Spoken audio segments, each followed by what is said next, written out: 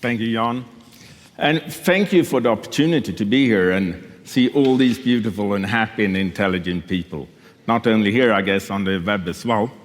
What I will do today is give you a few minutes of insights, what we have done as a Swiss utility when it comes to disruption and digitalization in our sector.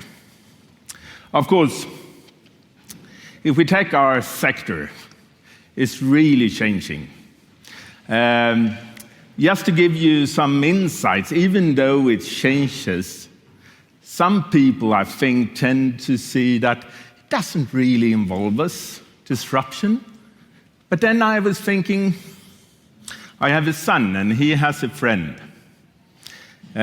He was sitting in his boy room, he was 15, 16 years old, produced music. He did some, I don't know, whatever he did on his PC, and then he sent it into Spotify. Within 2 weeks, it was on the top 20 list of Spotify. So, why I am telling this?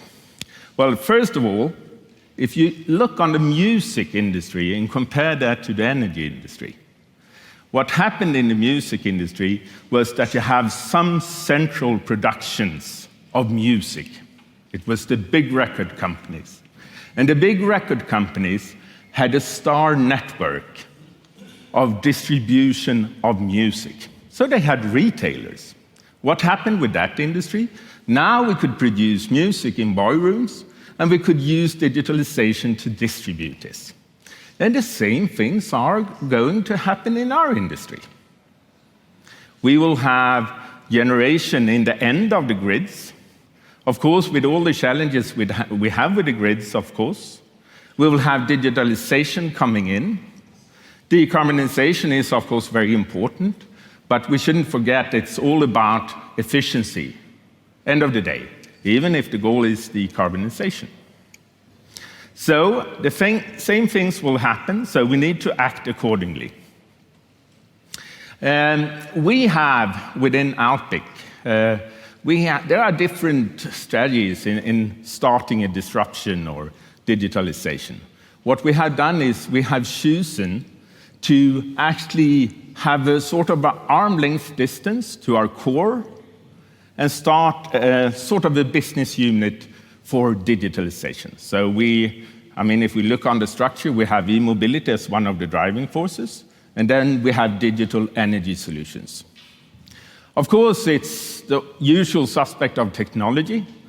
We are trusting a lot in the technology sector in regards to artificial intelligence, but it's blockchain, it's IoT, all the normal buzzwords. But you need to have the capability to do things. You need to have the knowledge in the sector.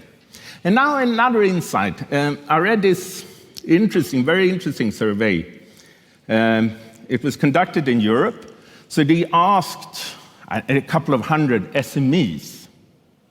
So they asked the question, how much time do you spend on energy within the executive boards or the management forums? You know the answer for this? Yearly, they spend 8 minutes per year. So energy, how relevant is that? Of course, there are some industries where it's really relevant, but I will claim that this will change.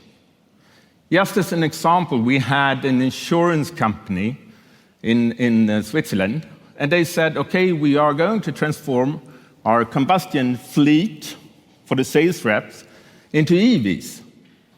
And I say, okay, the CEO took the decision, but what happens then? What happens if you have 150 cars going to the office at the same time and they start charge the cars? Then I promise you, it's very critical because you could be a blackout in the office. Hence, you need to start talking energy, because that will be a part of the journey for sustainability and digitalization. So, to wrap this up, we have, of course, sort of an organization for this. We have it on an arm-length distance. We have all the technologies.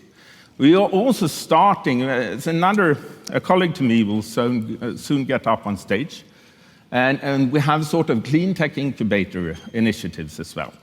And why we are here is actually because we think the digital ecosystem is very important. So it's not only companies and startups like you or other companies in the energy sectors, it's also about the adjacent values we could bring in partnerships. So please reach out to us and talk energy and digitalization. Now I'll hand over to my colleague, Bastian, and thank you for the opportunity. Thank you very much.